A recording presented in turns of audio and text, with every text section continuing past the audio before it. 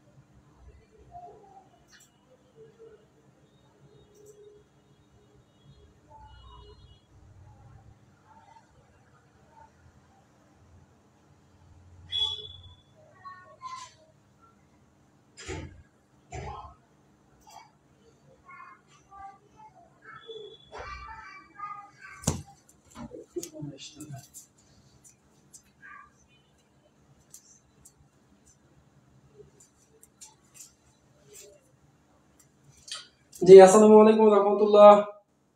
আপনাদের সকলকে স্বাগত জানাচ্ছি আমাদের একটা লাইভ ক্লাসে। লাইভটা হচ্ছে মূলত আমাদের বিপিএসসি তে বিগত 2 মাসে যে কিছু পরীক্ষা হয়েছে সেই পরীক্ষাগুলো থেকে সাম্প্রতিক সাধারণ জ্ঞানের কিছু বিষয় নিয়ে কিন্তু আমি ডিসকাস করব।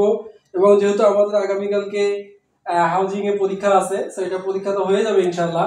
এরপরে হচ্ছে আমাদের 27 তারিখে হচ্ছে আমাদের ইইটি তে পরীক্ষা আছে। সো যারা পড়াশোনা করতেছেন কন্টিনিউ পড়াশোনা করেন। আর এই ক্লাসটা সকলের জন্য জরুরি না আর কি, ঠিক আছে? তো সকলের জন্য এটা জরুরি না, এটা জাস্ট আমরা একটা ক্লাস নিচ্ছি আর কি, আগামীতেও আমরা নিতে চাই।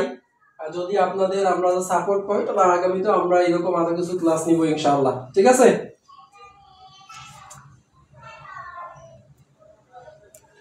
আচ্ছা, সাউন্ড এবং বোর্ড সব ঠিক আছে কিনা একটু ক্লিয়ার করেন ইনশাআল্লাহ। আর হচ্ছে একটু সবাইকে শেয়ার করে দেওয়ার চেষ্টা করি আমরা। এরপরে এরকম আরেকটা ক্লাস আমরা রেডি করতেছি, সেটা হচ্ছে যে বিপিএসসি যে রিটেনের যে বিষয়টা আছে, বিপিএসসি রিটেনের সাম্প্রতিক 2টা পরীক্ষা হয়ে গেছে, সেখানে আমরা জিকে পার্টগুলো দেখেছি ডিফারেন্ট টাইপের প্রশ্ন এসেছে। সো আগামীতে আবার বিপিএসসি রিটেনের সাম্প্রতিক ওই 2টা কোশ্চেন নিয়ে আমরা আরেকটা ক্লাস দেবো ইনশাআল্লাহ, ঠিক আছে?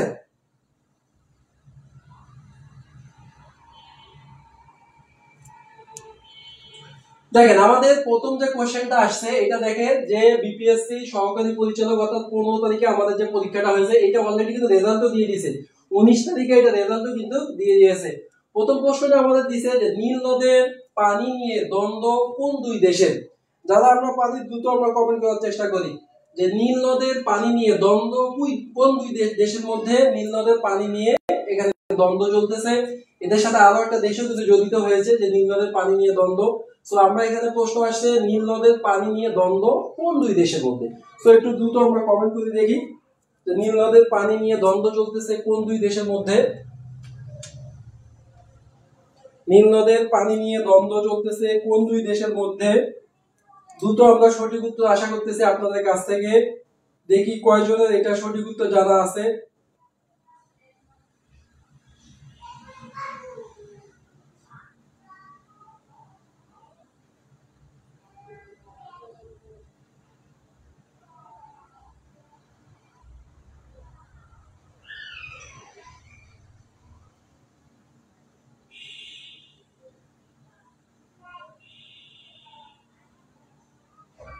আমরা সঠিক উত্তর এটা এখনো পাচ্ছি না, কারো কাছ থেকে আমরা সঠিক উত্তর এখনো পাচ্ছি না যে নীল নদের পানি নিয়ে দ্বন্দ্ব রয়েছে কোন 2 দেশের মধ্যে, এটা আমরা সঠিক উত্তর এখনো পাচ্ছি না। সো আমরা যদি এটা সঠিক উত্তরে যাই, দেখেন যে নীল নদের পানি নিয়ে দ্বন্দ্ব চলতেছে মিশর ও ইথিওপিয়া। আমি কিন্তু আরেকটা বলেছি যে মিশর ও ইথিওপিয়ার সাথে আরেকটা দেশ আছে, দেখুন সুদানও কিন্তু এই দ্বন্দ্বের সাথে যুক্ত হয়েছে। তাহলে নীল নদের পানি নিয়ে দ্বন্দ্ব চলতেছে মিশর ও ইথিওপিয়ার সাথে কিন্তু দ্বন্দ্ব চলতেছে। ক উত্তর রাজন দেবনাথ বলেছে যে ক উত্তর সঠিক, যে মিশর ও ইথিওপিয়া নিয়ে কিন্তু নীল নদের পানি নিয়ে কিন্তু আমাদের দ্বন্দ্ব এটা চলতেছে। এটা হচ্ছে আমাদের বিপিএসসি তে একটা সাম্প্রতিক কোশ্চেন এসেছিল এবং অনেক ইম্পর্টেন্ট একটা কোশ্চেন। সো আমরা এটা অনেকেই পেরেছি। এরপরে পরের কোশ্চেনটা দেখেন। পরের কোশ্চেনটা হচ্ছে যে জাতিসংঘ সাধারণ পরিষদে এ পর্যন্ত কতজন নারী সভাপতিত্ব করেছেন। ভেরি ইম্পর্টেন্ট একটা কোশ্চেন। এটা কিন্তু গেডিতে এসেছে, 15 তারিখের পরীক্ষা এটা ছিল। জাতিসংঘ সাধারণ পরিষদে এ পর্যন্ত কতজন নারী সভাপতিত্ব করেছেন। কতজন নারী সভাপতিত্ব করেছেন মিশর ও Ethiopia. Thank you so much Mahmudul Hasan ভাইকে অসংখ্য ধন্যবাদ যে আপনি সঠিক উত্তর দিয়েছেন। যারা আমরা একটু লাইভে আছি একটু ক্লাসটা আমরা একটু শেয়ার করে দিব ইনশাআল্লাহ। একটু ক্লাসটা আমরা শেয়ার করে দিব।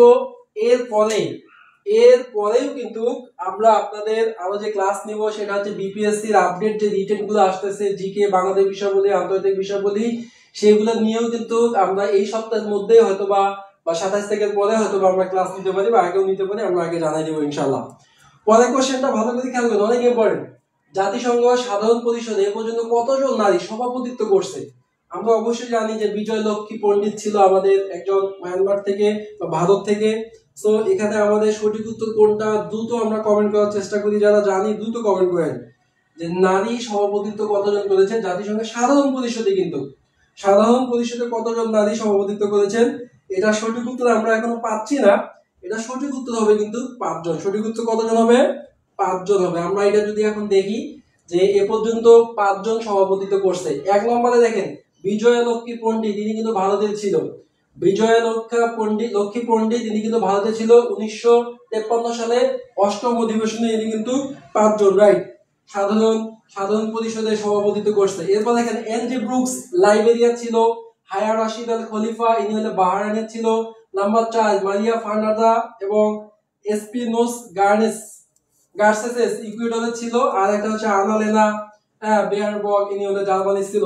তো সর্বশেষ হচ্ছে যে আনালেনা বেয়ারবক জার্মানি 2025 সালে 80তম অধিবেশনে কিন্তু ইনি এই সাধারণ পরিষদের সভাপতিত্ব করেছেন। তাহলে এই পর্যন্ত কতজন করছে?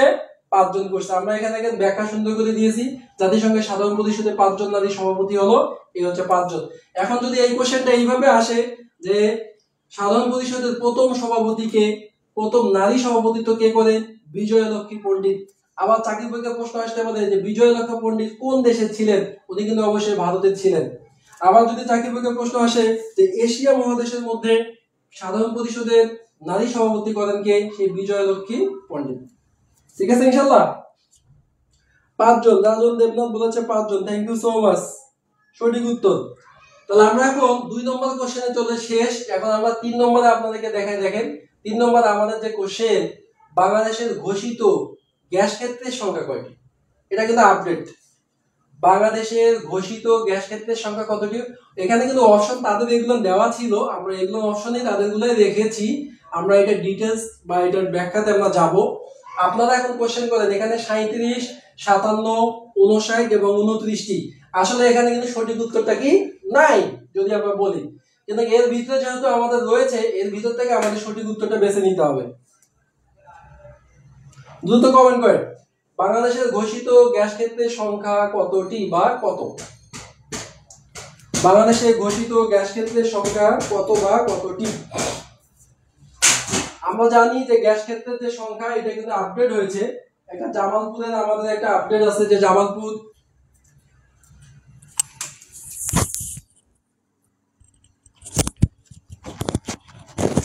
হ্যাঁ 29টা। সোহেল রানা বলেছে 29টা। Thank you. সোহেল রানা বলেছে 29টি। Thank you.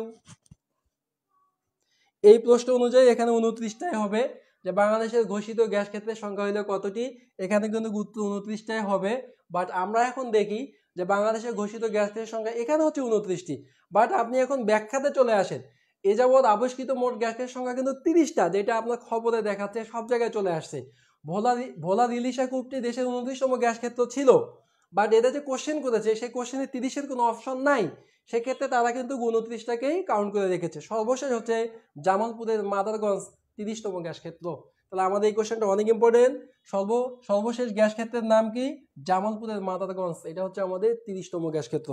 সবাই আমরা ক্লিয়ার বিষয়টা ইনশাল্লাহ? 29টি এই ক্ষেত্রে 29টি। এখানে যদি 30 অপশন থাকতো তাহলে আমরা এখানে অবশ্যই 30টা আমরা এখানে দিয়ে দিতাম। জামালপুরের মাদারগঞ্জ হচ্ছে আমাদের 30তম গ্যাস ক্ষেত্র। ওকে, কোশ্চেন 3 আমাদের শেষ। আমরা বেশি সময় নিয়ে ফেলতেছি। পরের কোশ্চেনটা দেখেন অনেক ইম্পর্টেন্ট। বাংলাদেশ কবে নিউ ডেভেলপমেন্ট ব্যাংকটা হচ্ছে কি? বাংলা হচ্ছে নয়া উন্নয়ন ব্যাংক। এই ব্যাংকটা কার আদলে তৈরি করা হয়েছে? ব্রিক্স যে আমাদের রয়েছে সেই ব্রিক্সের আদলে কিন্তু এই ব্যাংকটা হয় বা গঠিত হয়েছে। বাংলাদেশ কবে এনডিবি এর সদস্য পদ লাভ করে? এটাও কিন্তু আমাদের সহকারী পরিচালকের পরীক্ষা এসেছিল বিপিএসসিতে। সো এটা অনেক ইম্পর্টেন্ট এবং অনেক ডিপলি বা অনেক কঠিন একটা কোশ্চেন। ইলিশা 1, হ্যাঁ 30, আব্দুল খায়ের 30। বাট ওখানে 29টা ছিল অপশনে, সেই জন্য এখানে 29টাই দিতে হবে। হ্যাঁ, কিন্তু আমরা ব্যাখ্যার মধ্যে সেটা আপনাকে ক্লিয়ার করে দিয়েছি। এই কোশ্চেন যে পারবেন আমরা বুঝবো যে আপনি ডিপলি পড়াশোনা করেন। বাংলাদেশ কবে নিউ ডেভেলপমেন্ট ব্যাংক এর সদস্যপদ লাভ করে? বাংলাদেশ কবে নিউ ডেভেলপমেন্ট ব্যাংক এর সদস্যপদ লাভ করে? এটা যদি আপনি উত্তর করতে পারেন না। আমরা একজন রাজন দেবনাথ বলেছে 2022। দেখি আরো কিছু আমরা কমেন্টস নেই যে কত উত্তর হইতে পারে। বাংলাদেশ কবে নিউ ডেভেলপমেন্ট ব্যাংক অর্থাৎ এনডিবি মানে নয়া উন্নয়ন ব্যাংক এটা সদস্যপদ লাভ করছে? এটা যেহেতু এসেছে অনেক important question. So deeply question এটা। আমরা দেখেছি যে রাজন দেবনাথ বলেছে 2022 সাল। আমরা আরো কয়েকজনের কমেন্ট আশা করতেছি। ভাই এই ক্লাসটা সবার জন্য জরুরি না, যারা আমরা আজকে একটু শেয়ার করে দেই। আর যাদের প্রয়োজন হয় আপনারা থাকেন, যাদের প্রয়োজন নাই আপনারা কিন্তু পড়াশোনা কন্টিনিউ করেন। শুধুমাত্র একজন বলেছে, বাকিদের হয়তো বা এটা অ্যান্সার জানা নাও থাকতে পারে, কারণ এটা একটা কঠিন একটা কোশ্চেন। কারণ বাংলাদেশ কবে এনডিবি সদস্যপদ লাভ করেছে এটা আমরা জানি না, তাই না? আমরা জানি জাতিসংঘ কবে, তারপর হচ্ছে ফাওয়ের, ন্যাটো, এগুলো কবে সদস্যপদ হয়েছে সেগুলো কিন্তু আমাদের জানা আছে। আচ্ছা, মাহমুদুল হাসানের একটা উত্তর আমরা পেয়েছি 2021 সাল। সো আমরা একটু উত্তরে চলে যাই। দেখেন, আমরা উত্তরে অ্যাবসলিউটলি রাইট অ্যান্সার 2021 সালে কিন্তু 2021 সালে কিন্তু বাংলাদেশ কি হয়েছে, এনডিবির সদস্য পদ কিন্তু লাভ করছে। 2021 সালে বাংলাদেশ এনডিবির সদস্য পদ লাভ করছে। এখন এখানে যে বিষয়টা আছে দেখেন, এখানে একটা বিষয় আছে যে ব্রিক্স কর্তৃক প্রতিষ্ঠিত ব্যাংকের নামে হচ্ছে এনডিবি। এর সদস্য সংখ্যা, কার সদস্য সংখ্যা? এনডিবির সদস্য সংখ্যা কিন্তু 8টা। ব্রিক্সের বর্তমান সদস্য সংখ্যা কিন্তু 10টি দেশ। ব্রিক্সের বর্তমান সদস্য সংখ্যা হচ্ছে 10টি দেশ, আর এনডিবি যে আছে এই এনডিবির কিন্তু হইল 8টি দেশ। ঠিক আছে? এই আর এই তাদের দেখেন ভারত, চীন, রাশিয়া, ব্রিক্স যদি আমরা বলি, ব্রাজিল, রাশিয়া, ইন্ডিয়া, চীন এবং সাউথ আফ্রিকা, এই 5টা আগে থেকেই ছিল। পরবর্তীতে আমাদের আরও 5টা দেশ অ্যাড হয়েছে। যেমন ধরেন এখানে আমরা দেখতে পাচ্ছি সংযুক্ত আরব আমিরাত আছে, সে 4 অক্টোবর 2021 সালে আসছে। এরপর হচ্ছে মিশর আসছে, তারপর হচ্ছে ইথিওপিয়া আসছে, ইরান আছে। এখানে আমি একটু নামগুলো একটু লিখে দেই। যেমন ধরেন আমাদের ইরান কিন্তু এখানে অন্তর্ভুক্ত আছে, আরব আমিরাত আছে এখানে, তারপর হচ্ছে ইথিওপিয়া আছে, তাহলে সংযুক্ত আরব আমিরাত, এরপর হচ্ছে মিশর, এরপর হচ্ছে ইরান, আর একটা আছে ইথিওপিয়া। লাস্ট ওয়ান হচ্ছে ইন্দোনেশিয়া। লাস্ট ওয়ান কোন দেশ? ইন্দোনেশিয়া। ইন্দোনেশিয়া কিন্তু 2025 সালের জানুয়ারি মাসে কিন্তু এখানে অ্যাড হয়েছে। তাহলে আমরা এই কোশ্চেন 4 নম্বর কোশ্চেন থেকে অনেকগুলো ইনফরমেশন পেলাম যে ব্রিক্সের সদস্য দেশ হলো কয়টা। ব্রিক্সের সদস্য দেশ হচ্ছে কিন্তু 10টি। এনডিবি কি? এটা হলো ব্রিক্সের একটা প্রতিষ্ঠিত ব্যাংক, এই জন্য এনডিবি। এনডিবির সদস্য সংখ্যা কয়টা? এনডিবির সদস্য সংখ্যা হচ্ছে 8টা। সেই ওইটার সাথে শুধুমাত্র যোগ হবে এগুলোর। আর এই নিউ ডেভেলপমেন্ট ব্যাংকের সদর দপ্তর হচ্ছে চীনের সাংহাই। ঠিক আছে, ইনশাল্লাহ মেসেজ ক্লিয়ার। 2021 সালে সঠিক উত্তর। এটা অবশ্যই আমরা কিন্তু বুঝতে পেরেছি, তাই না? ধন্যবাদ সবাইকে। যদি আমরা এই কোশ্চেনটা মনে রাখতে পারি, আমাদের দেখা যায় যে কোনো চাকরি পরীক্ষায় এখান থেকে আমাদের জন্য কোশ্চেন কিন্তু হিট করতে পারে। 4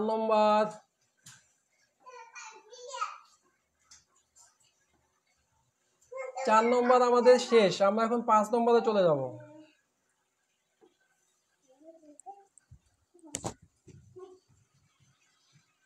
বাংলাদেশের ধান গবেষণা ইনস্টিটিউট মোট কয়টি উচ্চ ফলনশীল ধানের উদ্ভাবন করেছে? এটা হচ্ছে একটা সাম্প্রতিক কোশ্চেনের মধ্যে পড়ছে। বাংলাদেশের ধান গবেষণা ইনস্টিটিউট মোট কয়টি উচ্চ ফলনশীল ধানের উদ্ভাবন করেছে? আমরা এটা জানি, এটা হচ্ছে 121টি হবে। সেটা উত্তর হচ্ছে 121টি। বাংলাদেশ ধান গবেষণা ইনস্টিটিউট সংক্ষেপে যেটাকে ব্রি বলা হয়, ব্রি।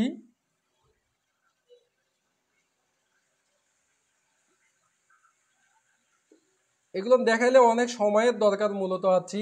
যেমন হচ্ছে এটাকে সংক্ষেপে বলা হয় ব্রি, BRI, Bangladesh rice research institute. Bangladesh rice research institute. এটা আবার ফুল মিনিংও অনেক সময় চাকরি পরীক্ষায় চলে আসে।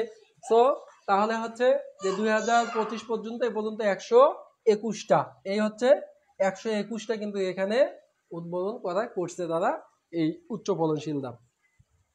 হ্যাঁ, 121টি। Thank you so much. এটা আমাদের ব্যাক করলে পরবর্তীতে চলে যাচ্ছে 3 নম্বর। একটু পিছনের দিকে ফ্লাশ। আচ্ছা, এখন আমরা 6 নম্বর কোশ্চেনটা একটু দেখি। দেখেন 6 নম্বর কোশ্চেন আছে, কোন আন্তর্জাতিক চুক্তি বাংলাদেশকে জলবায়ু অভিযোজন বা কূটনীতি বা ক্লাইমেট ডিপ্লোমেসি সংক্রান্ত তহবিল পেতে সাহায্য করে? Very important. কোন ইন্টারন্যাশনাল এগ্রিমেন্ট অর্থাৎ কোন আন্তর্জাতিক চুক্তি বাংলাদেশকে জলবায়ু অভিযোজন বা কূটনীতি বা ক্লাইমেট ডিপ্লোমেসি সংক্রান্ত তহবিল পেতে সাহায্য করে? ঠিক আছে, এটা উত্তর দ্রুত কমেন্ট করেন দেখি কে কয়জন পারেন। ভেরি ইম্পর্টেন্ট একটা কোশ্চেন। শায়ান,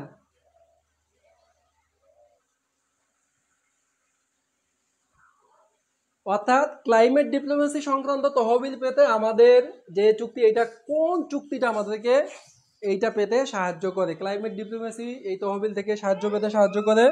আমরা ভাই 4 নম্বরটা ক্লিয়ার করেন। সদস্য 10টা নাকি 11টা? নাম তো 11টা বললেন না, 10টা হবে, 10টা।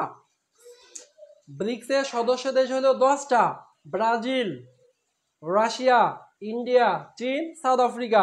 এই হলো, আগে থেকে 5টা ছিল, নতুন যুক্ত হয়েছে মিশর, ইরান, ইথিওপিয়া, সংযুক্ত আরব আমিরাত এবং ইন্দোনেশিয়া। এই যে পরে 5টা লিখে দেন।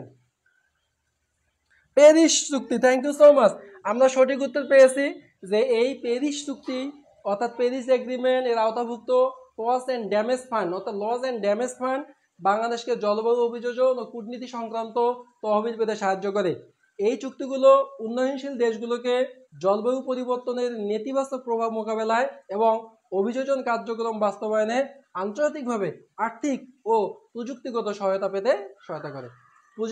সহায়তা পেতে আবার সহায়তা করে। তো থ্যাংক ইউ সো মাচ, অনেক ইম্পর্টেন্ট একটা কোশ্চেন ছিল।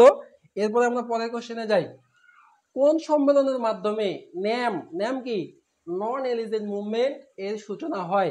এই ন্যামের কিন্তু কোনো সদর দপ্তর নাই, তাই না? ন্যামের কিন্তু কোনো সদর দপ্তর নেই।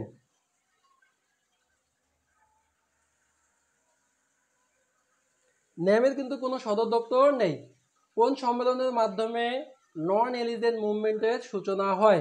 দ্রুত আমরা এটা অ্যান্সার জানাই, আমরা এটা অ্যান্সারটা আপনাকে দিয়ে দিচ্ছি। ননের সূচনা হচ্ছে বান্দুং, ইন্দোনেশিয়া। এই বান্দুং ইন্দোনেশিয়া ন্যাম হচ্ছে একটা কি জোট নিরপেক্ষ আন্দোলন, যেটাকে বলা হচ্ছে নন এলিজেন্ট মুভমেন্ট। একটি আন্তর্জাতিক সংগঠন মার্কিন নেতৃত্বাধীন পুঁজিবাদী জোট ও সোভিয়েত নেতৃত্বাধীন সাম্যবাদী জোটের পারস্পরিক দ্বন্দ্ব থেকে নিজেদের দূরে রাখতে 18 থেকে 24 এপ্রিল 1995 সালে বান্দুং সম্মেলনের প্রেক্ষিতে 1 সেপ্টেম্বর 1961 সালে বেলগ্রেডে প্রতিষ্ঠিত হয়। তাহলে বান্দুং ইন্দোনেশিয়ার মধ্যে যে এখানে যে সম্মেলন হয়েছে সেইটার মাধ্যমেই হচ্ছে ন্যামের সূচনাটা কিন্তু হয়েছে। এটা আমরা ডিটেলস এখানে দিয়েছি, যাদের দেখা এখন সম্ভব হচ্ছে না আপনি এটা স্ক্রিনশট দিয়ে রাখতে পারেন। ক নম্বর উত্তর। ধন্যবাদ সবাইকে। পরের কোশ্চেন দেখেন, প্রজন্ম জেট কারা? এটাকে কি বলা হয়?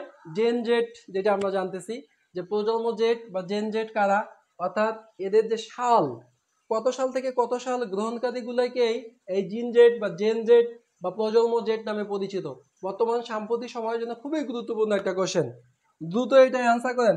8 নম্বরের অ্যান্সারটা দ্রুত করেন সবাই, 8 নম্বরের অ্যান্সারটা দ্রুত করেন। সায়ান,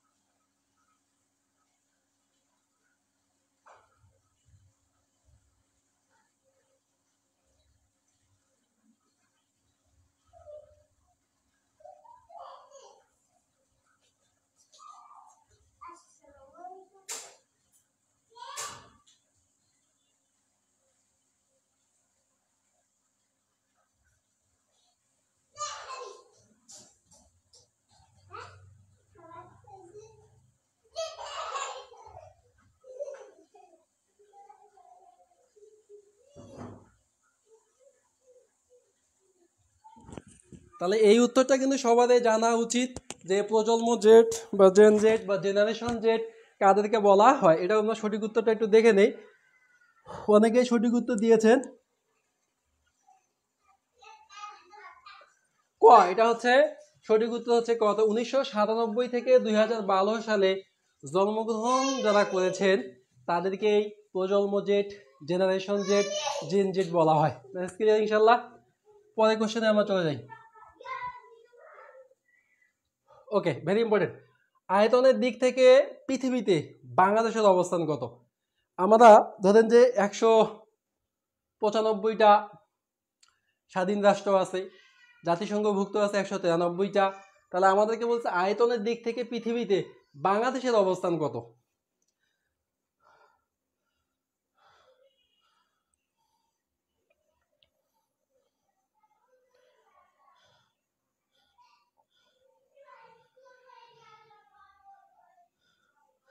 আয়তনের দিক থেকে পৃথিবীতে বাংলাদেশের অবস্থান কত? এটা আমরা উত্তর আশা করতেছি আপনাদের কাছ থেকে, যাদের জানা আছে বলবেন, নাহলে আমরা এটা দ্রুত দিয়ে দিচ্ছি। আয়তনের দিক থেকে পৃথিবীতে বাংলাদেশের অবস্থান হচ্ছে 95, অর্থাৎ 95তম। হ্যাঁ খ, থ্যাংক ইউ সো মাচ। এই তো সোহেল রানা, তামজিদ সুজনে অ্যান্সার করেছে, সোহেল রানাও অ্যান্সার করেছে, থ্যাংক ইউ। সময় দিতে হবে, সবগুলো সময় দেওয়া সম্ভব হবে না, আমাদের মেবি 25 কোশ্চেন আছে, সময় লেগে যাবে। আমরা পরে কোশ্চেনে চলে যাই। অনেকেই পেরেছেন, এটা উত্তর সবাইকে করতে হবে। বর্তমান বিশ্বে স্বাধীন দেশের সংখ্যা কতটি? দেখেন এটা কিন্তু উপজেলা সহকারী শিক্ষা অফিসার 12/9/2025 কিন্তু এটা এসেছে, 12/9/2025 এটা এসেছে যে উপজেলা সহকারী শিক্ষা অফিসার এটা এসেছে বর্তমান বিশ্বে স্বাধীন দেশের সংখ্যা কতটি। বর্তমান বিশ্বে স্বাধীন দেশের সংখ্যা কতটি, এটা সকলকেই উত্তর করতে হবে এবং সকলকেই পারতে হবে। আমরা যে কয়জনে আছি সবাইকে এটা পারতে হবে। প্লিজ রিপ্লাই করেন, সবাই রিপ্লাই করেন, সঠিক উত্তর কমেন্টে জানান, এটা অবশ্যই পারতে হবে সবাইকে।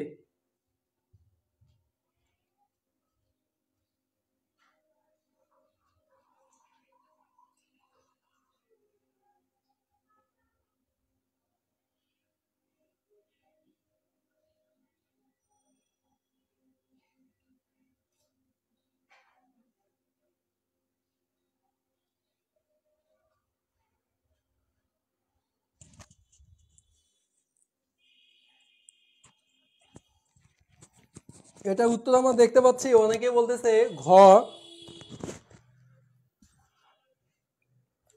অনেকে এটা অ্যান্সার করতেছেন ঘ ঘ ঘ ঘ হ। তাহলে আমরা একটু উত্তরটা দেখে আসি যে আসলেই সঠিক উত্তর দিয়েছেন, thank you so much, absolutely right answer.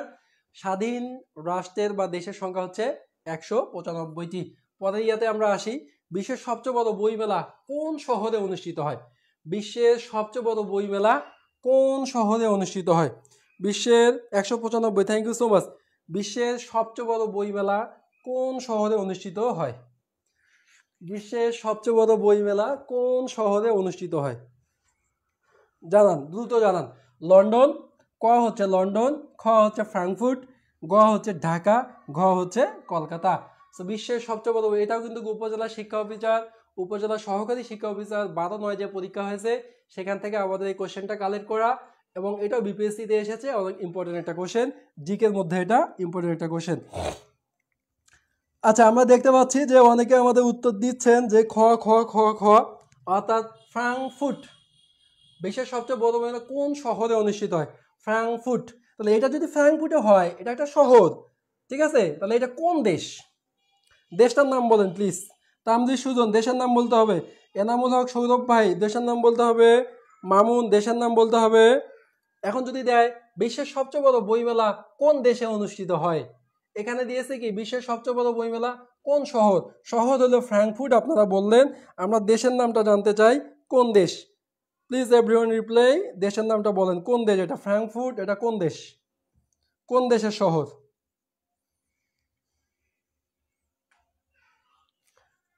আমরা পরবর্তীতে বিপিএসসি রিটেনের আপডেট যে পরীক্ষা হয়েছে সেগুলোর সলিউশন প্রায় শেষ, ওগুলো গুছানো হচ্ছে। বিপিএসসি লাস্ট 2টা মিড ওয়াইফাই আর একটা পরীক্ষা ছিল, এই রিটেন কোশ্চেনগুলো আমি সলিউশন প্রায় আমার শেষ হয়ে গেছে, এখন এগুলো আমি একটু কারেকশন করতেছি, এগুলো নিয়েও আমরা কিন্তু লাইভে আসবো। German, Germany, thank you so much. German, France না, ফ্রাঙ্কফুর্ট শহরটি জার্মানি অবস্থিত, ফ্রাঙ্কফুর্ট শহরটি জার্মানি হবে, রাইট। আচ্ছা, যারা আমার স্টুডেন্ট আছেন বা আমার পরিচিত যারা আছেন সবাই একটু ভিডিওটা শেয়ার করে দেন, বুঝছেন? আর যাদের শেয়ার করতে সমস্যা আছে আপনার শেয়ার করবেন না, কখনোই শেয়ার করবেন না। আর যাদের শেয়ার করতে কোনো সমস্যা নাই আপনি একটু ভিডিওটা একটু শেয়ার করে দেন কাইন্ডলি। Absolutely right answer. তাহলে আমরা এটা সঠিক উত্তর দেখে নেই, এটা সঠিক উত্তর আপনারা অনেকেই দিয়েছেন, thank you so much. Frankfurt, কিন্তু এটা মনে রাখতে হবে কি যে এটা জার্মানির একটা শহর, কারণ এই কোশ্চেন তো চেঞ্জ হয়ে আসতে পারে যে বিশ্বের সবচেয়ে বড় বইমেলা কোন শহরে অনুষ্ঠিত, আপনি বললেন ফ্রাঙ্কফুর্ট, বাস ওকে ডান। এখন আসতে পারে বিশ্বের সবচেয়ে বড় বইমেলা কোন দেশে অনুষ্ঠিত হয়, Germany. So next question, question number 12। Thank you, সবাই জানেন তো দেখি 2026 সালে ফিফা বিশ্বকাপ ফুটবল কোথায় অনুষ্ঠিত হবে? এটা তো 100% কমন একটা কোশ্চেন। কোথায় এসেছে? উপজেলা সহকারী শিক্ষা অফিসার, উপজেলা সহকারী শিক্ষা অফিসার।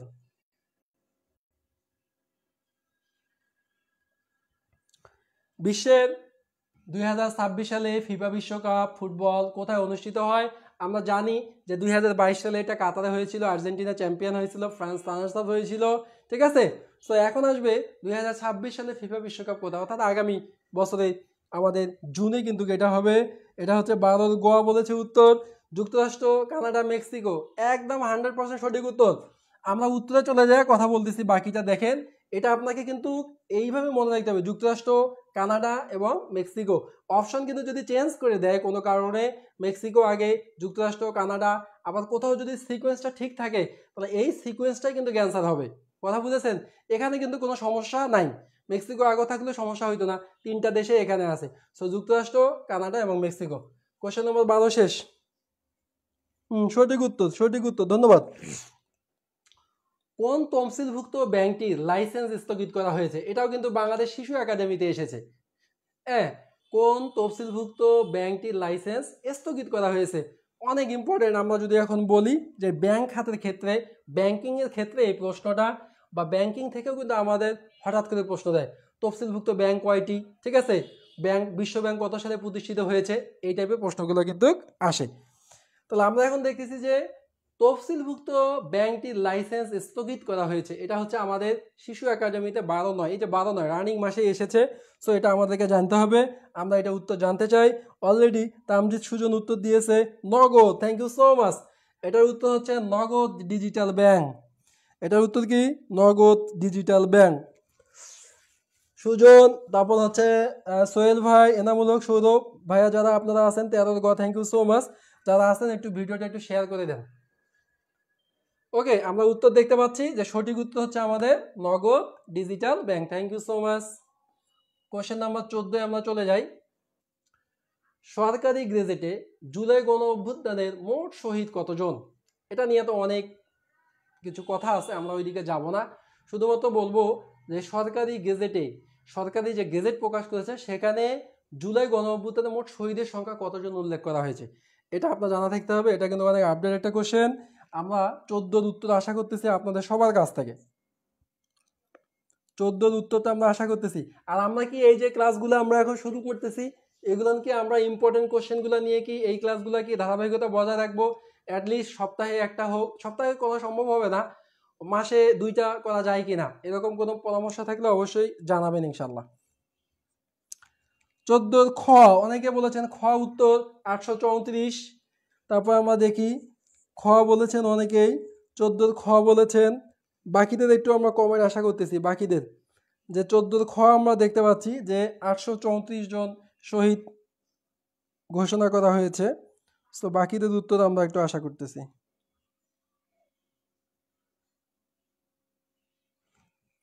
বাকিদের উত্তর আমরা একটু চাই।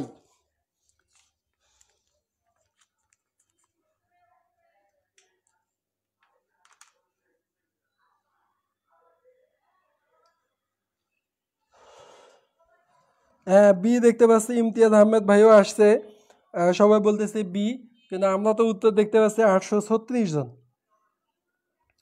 তাহলে এটা সঠিক উত্তর কি হবে এখন বলেন? অনেকে বলতেছে গ 856 জন, অনেকে বলতেছে ক, তামজিদ হোসেন বলতেছে ক। জি অবশ্যই করলে ভালো হয়, থ্যাংক ইউ সো মাচ। তাহলে আপনাদের সাথে আমাদের এই উত্তরটা কিন্তু মিলতেছে না। সরকারি গেজেটে জুলাই অভ্যুত্থানে শহীদ হয়েছে 836 জন, বাট আপনারা কিন্তু অনেকেই বলেছেন 34 জন বলেছেন, অনেকেই আরো বেশি বলেছেন। সো এটা কিন্তু উত্তর 836 জন হবে। যারা আমরা জানি এটা কালেকশন করে নেই, এটা উত্তর কত হবে? 836 জন হবে। এটা কিন্তু বাংলাদেশ শিশু একাডেমি 12/9 যে পরীক্ষা হয়েছে সেই পরীক্ষায় কিন্তু এসেছিল। সো এটার উত্তর কিন্তু ক হবে, ক। অনেকে এটা কিন্তু ভুল বুঝেছেন বা ভুল কিন্তু করেছেন, যে সবাই ভুল করেছেন, 834 ম্যাক্সিমাম করেছেন। এরপর আমরা 15 নম্বর কোশ্চেন চলে যাই। বর্তমান বিশ্বের শীর্ষ ঋণদাতা দেশ, বর্তমান বিশ্বের মধ্যে শীর্ষ ঋণদাতা দেশ, সর্বোচ্চ ঋণ কোন দেশ প্রদান করে? এটাও শিশু একাডেমিতে এসেছে। সো আমরা এটা উত্তরটা জানতে চাই। Share done, thank you so much. যারা এখনো শেয়ার করেন নাই দ্রুত শেয়ার করে দেন, যারা এখনো শেয়ার করেন নাই দ্রুত শেয়ার করে দেন, যারা এখনো শেয়ার করেন নাই দ্রুত শেয়ার করে দেন।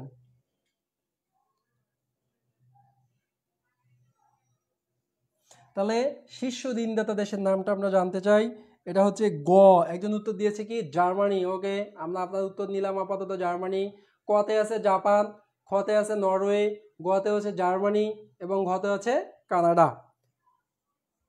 ক একজন আমরা জাপান পেয়েছি, তারপর সি ওকে জার্মানি পেয়েছি। সো দেখেন তাহলে ধরেন যে আপনার চাকরি পরীক্ষার প্রশ্নটা এসেছে, তাহলে এক একজন এক একটা উত্তর দিচ্ছে, সো যাদের উত্তর সঠিক হবে সেই কিন্তু কোয়ালিফাই করবে। 15 গ জার্মানি, তাহলে আমরা এটা বেশি সময় আর নিব না, আমরা এখন এটার সঠিক উত্তরে চলে যাই। এটা সঠিক উত্তর আমরা অ্যাবসলিউটলি পাচ্ছি জার্মানি। সো যারা জার্মানি বলেছেন তাদের উত্তর সঠিক হয়েছে, যারা জার্মানি বলেছেন তাদের উত্তর কিন্তু সঠিক হয়েছে।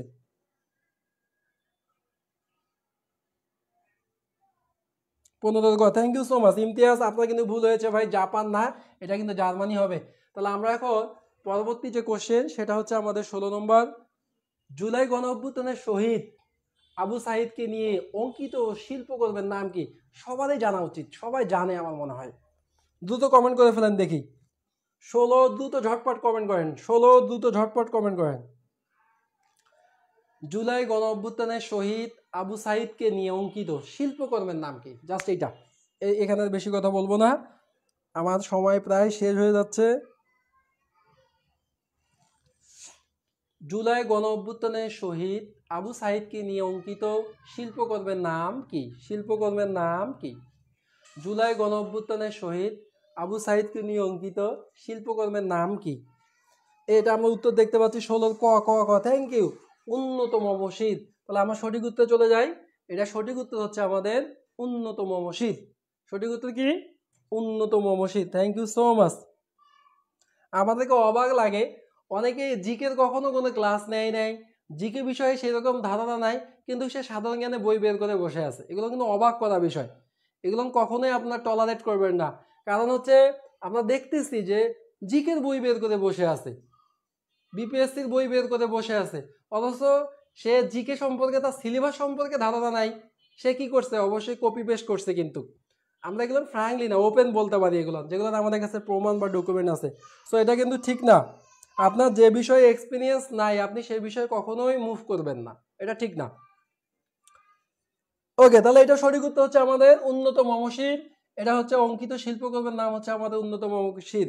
এখন এখানে দেখেন G0 ফোরামের উদ্যোক্তা দেশ, তাহলে এখানে আমরা কিছু এখন আপনাদেরকে এক্সট্রা দেখাবো যে ওকে ডান। G0 ফোরামের উদ্যোক্তা দেশের কথা এখানে বলা হয়েছে যে G0 ফোরামের উদ্যোক্তা দেশ কোনটি। তাহলে আমরা এখন আগে জানবো যে G0 যে দেশ আছে, G0 এখানে লিখতে হবে যে G0 দেশ মূলত কয়টি? G0 দেশ হচ্ছে মূলত আমাদের 4টি। G0 দেশ কয়টি? G0 দেশ কিন্তু হচ্ছে আমাদের 4টি। G0 দেশ কয়টি? G0 দেশ কিন্তু হচ্ছে আমাদের 4টি। একজন বলেছে 17, আমরা 17তে চলে আসছি। ডি বলেছে বাংলাদেশ।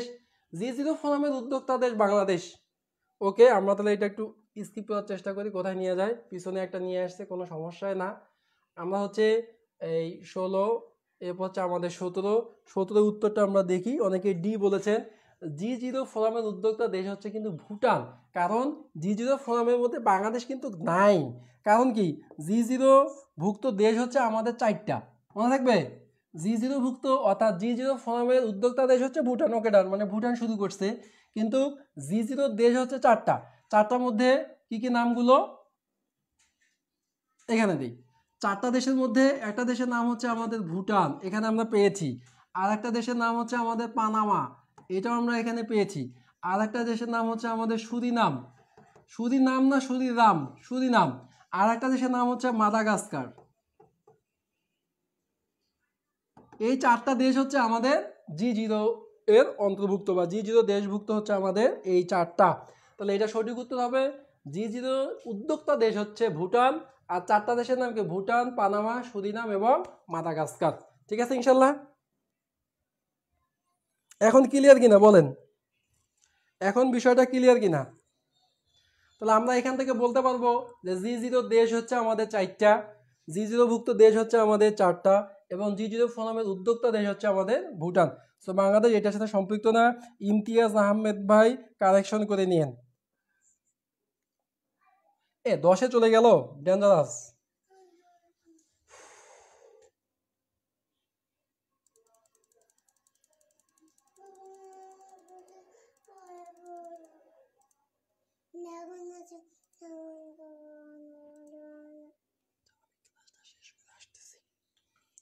পরে আমাদের 18 নম্বর কোশ্চেন হচ্ছে আন্তর্জাতিক অপরাধ আদালতের 125তম দেশ কোনটি?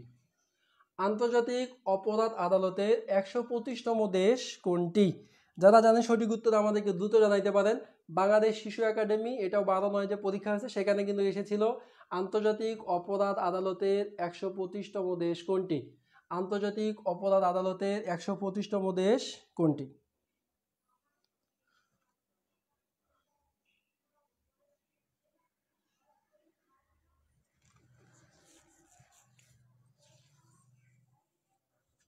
আন্তর্জাতিক অপরাধ আদালতের 125তম দেশ কোনটি? ক, একজন বলেছে দক্ষিণ সুদান। Thank you. আন্তর্জাতিক অপরাধ আদালতের 125তম দেশ হচ্ছে দক্ষিণ সুদান না, এটা হলো ইউক্রেন। তাহলে সোহেল রানা ভাই আপনার কিন্তু এটা কারেকশন আসছে। আপনি দেখেন আন্তর্জাতিক অপরাধ 125তম দেশ হচ্ছে কিন্তু ইউক্রেন, দক্ষিণ সুদান না। আপনি কি আগের কোশ্চেন বলছেন? সবাই বলতেছে এ, তাহলে কি আমার প্রশ্নে ভুল না আমার উত্তরে ভুল করেছি? এটা 18 নম্বর উত্তর কোনটা হবে? দক্ষিণ সুদান।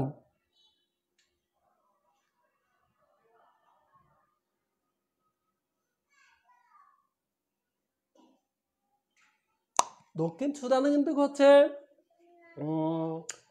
জাতিসংঘের সর্বশেষ দেশ হচ্ছে দক্ষিণ সুদান। সে 2011 সালে জাতিসংঘে জয়েন করছে। আর যা সার্ক যে রয়েছে, সার্কের সর্বশেষ দেশ হচ্ছে আফগানিস্তান, সে 2007 সালে জয়েন করছে। ঠিক আছে, এই একটা বিষয় আছে। কিন্তু আমরা এখানে বলছি আন্তর্জাতিক অপরাধ আদালতের 125তম দেশ, এটা ইউক্রেন হবে। এটা সঠিক উত্তর কি হবে? ইউক্রেন হবে। এটা সঠিক উত্তর ইউক্রেন হবে। আন্তর্জাতিক না জানলে অ্যান্সার করা যাবে না। আন্তর্জাতিক অপরাধ আদালতের 125তম দেশ হচ্ছে ইউক্রেন। যারা এটা কনফিউশনে ছিলেন এটা কারেকশন করে নেন। এটা কিন্তু হচ্ছে ইউক্রেন। দক্ষিণ সুদান দেখে মনে হচ্ছে দক্ষিণ সুদান না, দক্ষিণ সুদান হচ্ছে জাতিসংঘের সর্বশেষ দেশ হচ্ছে আমাদের দক্ষিণ সুদান, 193তম দেশ হিসাবে না। ঠিক আছে স্যার, হ্যাঁ ওকে, দক্ষিণ সুদান হবে না। দেখেন 19 নম্বর কোশ্চেন, কোন দেশ সম্প্রতি বিশ্ব অর্থনৈতিক ফোরামের বার্ষিক সম্মেলন অনুষ্ঠিত হয়? কোন দেশে সম্প্রতি বিশ্ব অর্থনৈতিক ফোরাম এর বার্ষিক সম্মেলনটা হয়েছে? বিশ্ব অর্থনৈতিক ফোরামের বার্ষিক সম্মেলনটা হয়েছে কোন দেশে সম্প্রতি বিশ্ব অর্থনৈতিক ফোরামের বার্ষিক সম্মেলন অনুষ্ঠিত হয়? আমরা বেশি সময় নিব না আপনাদের, আমরা অল্প সময় শেষ করি। মেবি আমাদের কোশ্চেন 25টা মেবি আছে, 25, এবং সবগুলোই ইম্পর্টেন্টের মধ্যেই কিন্তু পড়ছে। তাহলে বিশ্ব অর্থনৈতিক ফোরাম সম্মেলনটা কোন দেশে হয়েছে? ক, একজন বলছে ক হচ্ছে সুইজারল্যান্ড।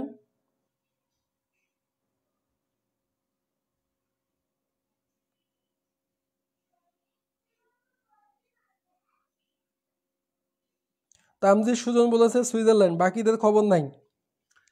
তাহলে কোন দেশে সম্প্রতি বিশ্ব অর্থনৈতিক ফোরামের বার্ষিক সম্মেলন অনুষ্ঠিত হয়?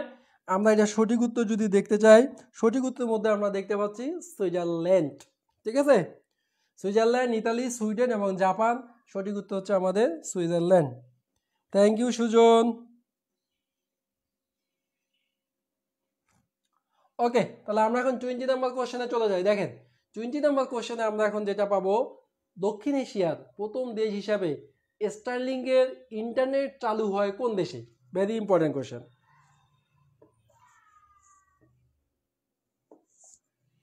কোশ্চেনটা কি ভালো করে খেয়াল করেন। দক্ষিণ এশিয়ার প্রথম দেশ হিসাবে স্টারলিং এর ইন্টারনেট চালু হয় কোন দেশে? অর্থাৎ স্টারলিং এর ইন্টারনেট চালু হয় দক্ষিণ এশিয়ার প্রথম দেশের নাম কি? দক্ষিণ এশিয়ার প্রথম দেশের নাম কি?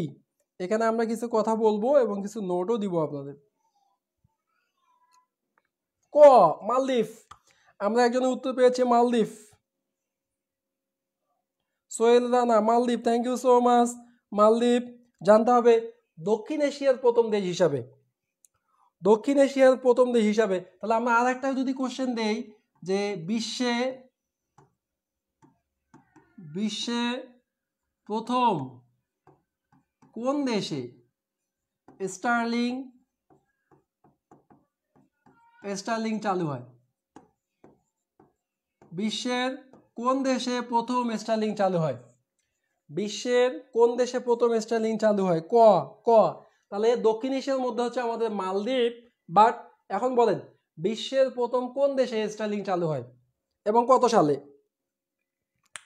বিশ্বের প্রথম কোন দেশে স্টারলিংক চালু হয় এবং কত সালে? বিশ্বের প্রথম কোন দেশে স্টারলিংক চালু হয় এবং কত সালে? লাল কালি অমিট করে দিতে হবে না, লাল কালি ফুটে না। তাহলে আপনাদের উত্তরটা এখানে জানান যে কোন দেশ। বিশ্বের প্রথম কোন দেশে স্টারলিংক চালু হয় এবং কত সালে? লাল কালিটা এখানে ক্লিয়ার আসতেছে না, তাই না?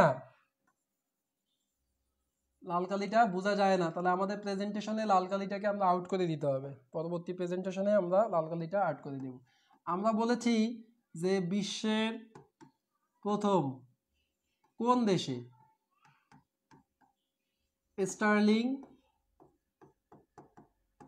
স্টারলিংক চালু হয়, কত সালে চালু হয় এবং কত সালে? এটা কোনো অপশন নাই, দেখছো অপশন নাই, আর কিন্তু আপনারা এটাতে আগাইতে পারতেছেন না কেন? এটা তো পারা উচিত। যুক্তরাষ্ট্র, থ্যাংক ইউ সো মাচ। এটা অবশ্যই হচ্ছে ইউএসএ। এবং কত সালে, সালটা আমি দিব না, কত সালে। আর একটা আছে বাংলাদেশে কবে স্টারলিংক চালু হয়? বাংলাদেশে কবে স্টারলিংক যাত্রা শুরু করে? স্টারলিংক আনুষ্ঠানিক বা যাত্রা শুরু হয়ে গেছে কবে? একজনের উত্তর আমরা পেয়েছি যে সে বলেছে যুক্তরাষ্ট্র, থ্যাংক ইউ সো মাচ। বিশ্বের প্রথম কোন দেশে স্টারলিংক চালু হয়, এটা যুক্তরাষ্ট্র। এবং সালটা একটু বলতে হবে যে কত সাল। মার্কিন যুক্তরাষ্ট্র, মার্কিন যুক্তরাষ্ট্র, থ্যাংক ইউ মাহমুদুল হাসান ভাই, সজল চন্দ্র দাস। সালটা কত হবে বলেন? ইউএসএ যেটা চালু হয়েছে সালটা কত? 2000 বলেন, সালটা কত? 2000।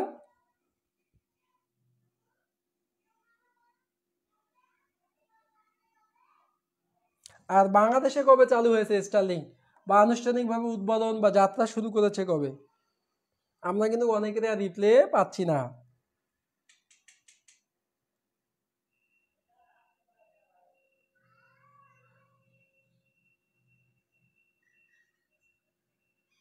না 19 না, সজলচন্দ্র দাস 19 না।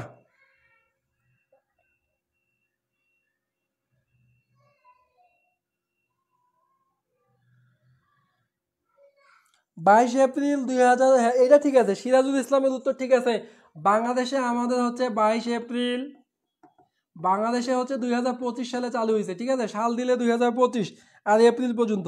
আর ইউএসএতে মেবি 2020 সালে, ইউএসএতে মেবি 2020 সালে হবে। 19 না কিন্তু এটা কনফার্ম, 2020 সালে হবে। তাহলে স্টারলিংক এর প্রতিষ্ঠাতাকে স্পেস বক্স বা ইলন মাস্ক, ঠিক আছে। আমরা এটা নিয়ে অনেক কথা বললাম।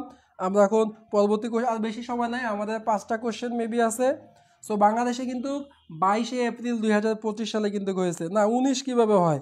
19 না, যুক্তরাষ্ট্রে এটা 2020 সালে স্টার্ট হয়েছে। 19 না, এটা একটু দেখে নিন।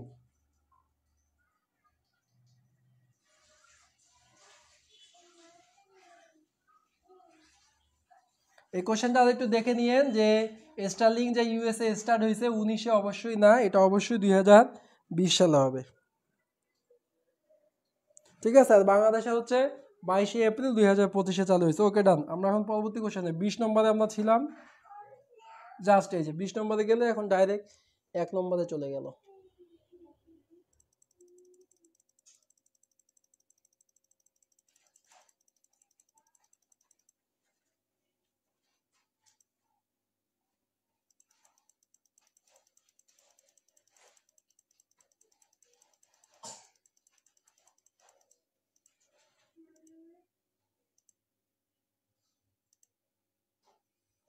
পরবর্তী কোশ্চেন,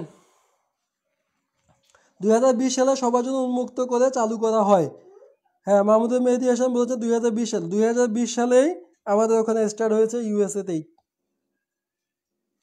ওকে, পরের কোশ্চেন দেখেন, পরবর্তী G20 সম্মেলন অংশগ্রহণ করবে না কোন দেশ? অর্থাৎ পরবর্তী যে G20 সম্মেলনটা হবে, এই পরবর্তী G20 সম্মেলনে অংশগ্রহণ করবে না কোন দেশ? এটা আমরা উত্তর দিয়ে দেই। এটা পরবর্তীতে আসবে কিনা আমরা জানি না। যুক্তরাষ্ট্র পরবর্তীতে G20 সম্মেলনে যুক্তরাষ্ট্র কিন্তু অংশগ্রহণ করবে না। আচ্ছা 2019 হবে, তাহলে আমি ওইটা দেখে নিচ্ছি। পরবর্তীতে G20 সম্মেলনে অংশগ্রহণ করবে না কোন দেশ? এটা হচ্ছে কিন্তু যুক্তরাষ্ট্র কিন্তু কোনো অংশগ্রহণ করবে না। পরের কোশ্চেন দেখেন, পরবর্তী জীববৈচিত্র্য সম্মেলনের আয়োজক পরবর্তী জীববৈচিত্র্য সম্মেলনের আয়োজক কোন দেশ? পরবর্তী 2019 হবে, ওকে। পরবর্তী জীববৈচিত্র্য সম্মেলনের আয়োজক কোন দেশ?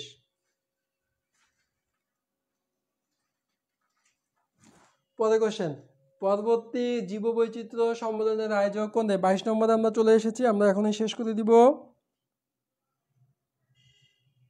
এটা উত্তর কি জানা আছে? ক এই কলম্বিয়া, 2 আর্মেনিয়া, 3 মেক্সিকো, 4 হচ্ছে চীন। 4 হচ্ছে কি চীন। পরবর্তী জীববৈচিত্র্য সম্মেলনের আয়োজক দেশ হচ্ছে আমাদের, আমরা এটা উত্তর পাইলাম না আপনাদের কাছ থেকে, এটা হচ্ছে আর্মেনিয়া পরবর্তী জীববৈচিত্র্য সম্মেলনের আয়োজক দেশ হিসাবে কাজ করবে। ঠিক আছে, আমরা এখন চলে যাই 23 নম্বরে। ব্রিক্সের 10ম সদস্য দেশ যোগ দিয়েছে কোন, অর্থাৎ ব্রিক্সের 10তম দেশের নাম কি? এখানে দেখেন সার্বিয়া কিন্তু ব্রিক্সের সদস্যই না, কম্বোডিয়াও কিন্তু সদস্য না, থাইল্যান্ডও কিন্তু সদস্য না। তাহলে এখানে স্পষ্ট দেখা যাচ্ছে ইন্দোনেশিয়া। ঠিক আছে, এখানে স্পষ্ট দেখা যাচ্ছে কি ইন্দোনেশিয়া। তাহলে ব্রিক্সের 10ম দেশ, এটা হচ্ছে ইলেকট্রিক ইন্সপেক্টর 2/9/2025। পিএসসিতে আসছে ইলেকট্রিক ইন্সপেক্টর 2/9/2025। এটা হচ্ছে আমাদের কোশ্চেন যে ব্রিক্সের 10তম দেশের নাম কি? ব্রিক্সের 10তম দেশের নাম হচ্ছে ইন্দোনেশিয়া। কলম্বিয়া ব্রিক্সের 10তম সদস্য দেশ যোগ দিয়েছে কোন দেশ? কিভাবে কলম্বিয়া হয়? খ ইন্দোনেশিয়া হবে, কলম্বিয়া না। নিজামুদ্দিন, কলম্বিয়া না ভাইয়া, এটা অবশ্যই ইন্দোনেশিয়া।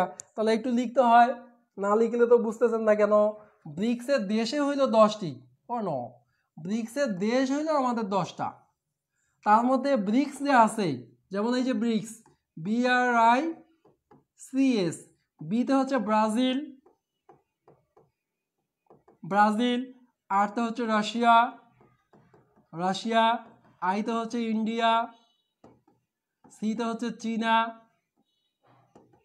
চীনা বা চীন, আর একটা হচ্ছে তোমার সাউথ আফ্রিকা।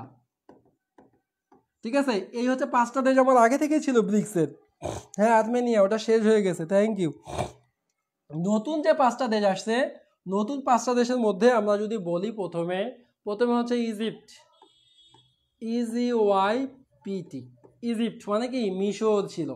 এরপর হচ্ছে ইথিওপিয়া, ETSIOPIA, ইথিওপিয়া। এরপর হচ্ছে ইরান, ওখানে কিন্তু 5টা দেশ, ব্রাজিল, রাশিয়া, ইন্ডিয়া, চীন, সাউথ আফ্রিকা। এখন দেখেন ইজিপ্ট মানে কিন্তু আমাদের মিশর, এই মিশর মানে একটা দেশ ছিল। এরপরে ইথিওপিয়া, ওটা লিখতেছি না। এরপর হচ্ছে ইরান, তারপর হচ্ছে ইউনাইটেড আরব আমিরাটস,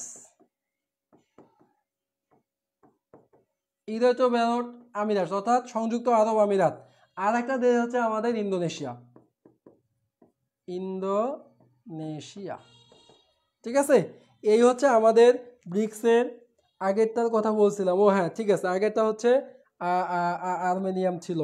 ওকে, তাহলে ব্রিক্সের যে দেশ হচ্ছে 10টা, এটা ভালো করে মনে রাখবেন। ইজিপ্ট, ইথিওপিয়া, ইরান, ইউনাইটেড আরব আমিরাটস এবং ইন্দোনেশিয়া, বা বাংলা দিয়েও মনে রাখতে পারেন, মিশর, ইথিওপিয়া, ইরান, সংযুক্ত আরব আমিরাত এবং ইন্দোনেশিয়া। ঠিক আছে, তো 10তম দেশের নাম হচ্ছে আমাদের ইন্দোনেশিয়া। Thank you. এটা কাটলেই চলে যাচ্ছে, বুঝছেন। এই যে 6 নম্বরে চলে যায়, হাজিরে আছে। এই প্রবলেমটা কেন হচ্ছে একটু আমাকে ঘাটতে হবে, যে এই প্রবলেমটা হওয়ার কারণ কি।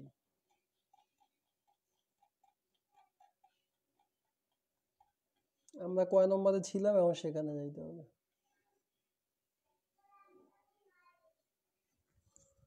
ব্রিক্সের 10তম দেশ আমাদের শেষ। এরপরে আমাদের আর 2টা আছে, দেখেন। প্রতিবাদী তারুণ্য ক্যাটাগরিতে মরণোত্তর স্বাধীনতা পুরস্কার পেয়েছেন কে? লাস্টের আগেরটা। প্রতিবাদী তারুণ্য ক্যাটাগরিতে মরণোত্তর স্বাধীনতা পুরস্কার পেয়েছেন কে? প্রতিবাদী তারুণ্য ক্যাটাগরিতে মরণোত্তর স্বাধীনতা পুরস্কার পেয়েছেন কে? দুটোই যে একটু কমেন্ট করেন। আবরার ফাহাদ, আবু সাইদ, মীর মুগ্ধ, নভরা আহমেদ। প্রতিবাদী তারুণ্য ক্যাটাগরিতে মরণোত্তর স্বাধীনতা পুরস্কার পেয়েছেন কে? অনেক ইম্পর্টেন্ট। ক, আমরা একজন উত্তর পেয়েছি, ক। আবরার ফাহাদ। প্রতিবাদী তারুণ্য ক্যাটাগরিতে মরণোত্তর স্বাধীনতা পুরস্কার পেয়েছেন কে? Abrar Fahad. Thank you so much. আমরা অনেকজনকে দেখতেছি আপনারা আবরার ফাহাদ দিচ্ছেন, কিন্তু আমাদের উত্তর আমরা দেখতেছি কি আলাদা।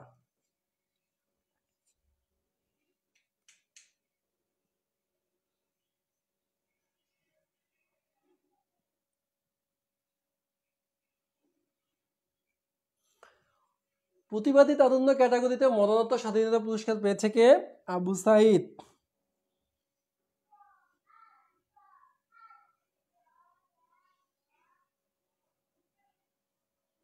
এই কোশ্চেনটা দেখি আর কে অ্যান্সার করে।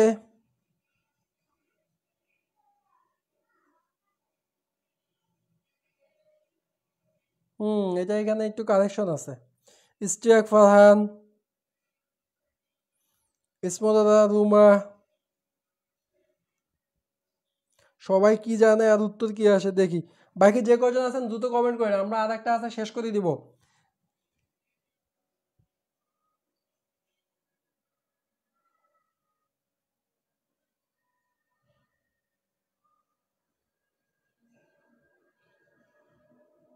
বাকি তো আর কেউ কমেন্ট করে না, আরও তো অনেকজন ক্লাসে আমরা 19 জন আছি আমি সহ, তাহলে বাকিরা কমেন্ট করে না কেন? বাকিদের কমেন্ট করতে অবশ্যই প্রবলেম আছে, এই জন্য তারা কমেন্ট করে না।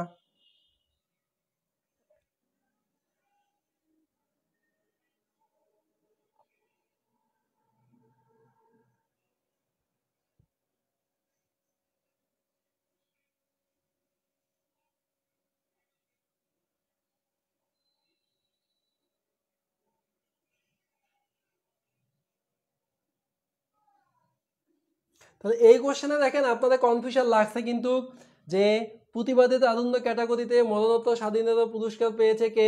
ম্যাক্সিমামে উত্তর দিয়েছেন কিন্তু আবরার ফাহাদ।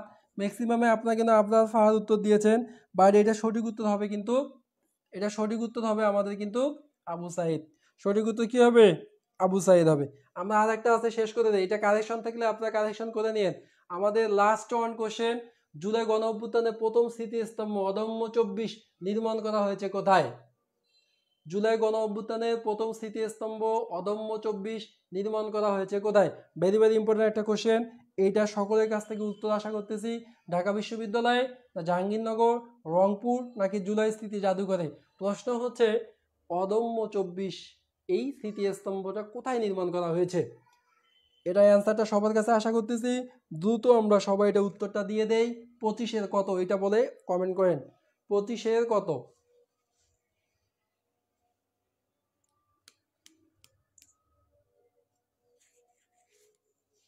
যেটা কনফিউশন থাকলো আপনি কিন্তু এটা ক্লিয়ার হয়ে নেবেন। কনফিউশন হচ্ছে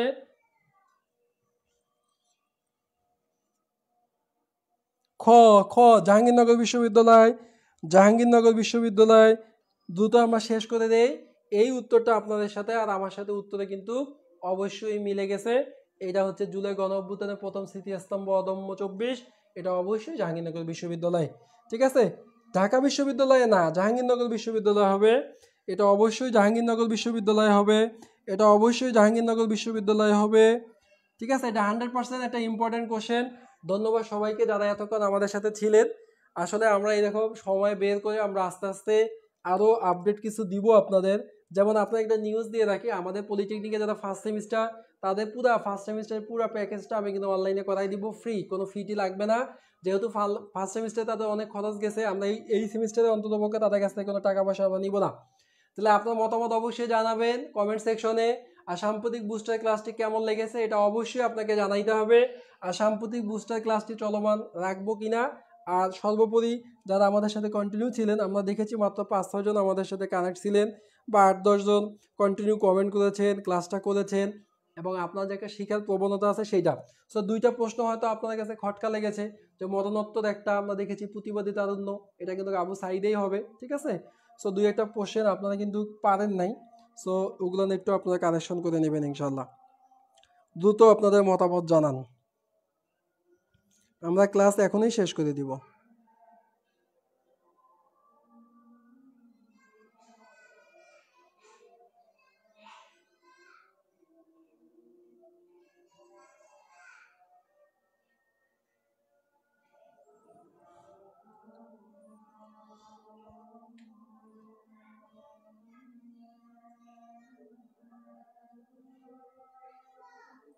সজল চন্দ্র দাস বলেছে খুব সুন্দর লাগছে ভাইয়া, থ্যাংক ইউ। ইসমতারা রুমাপু বলেছে জি অবশ্যই রাখবেন, থ্যাংক ইউ।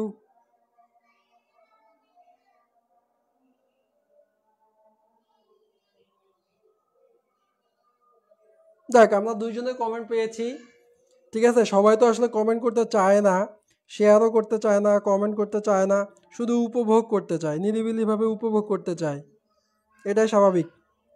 পরবর্তীতে আবার দেখা হবে, আমরা আরও গুছানোভাবে নিয়ে আসবো ইনশাল্লাহ। এগুলো আসলে সময় দরকার, অনেক সময় লাগে।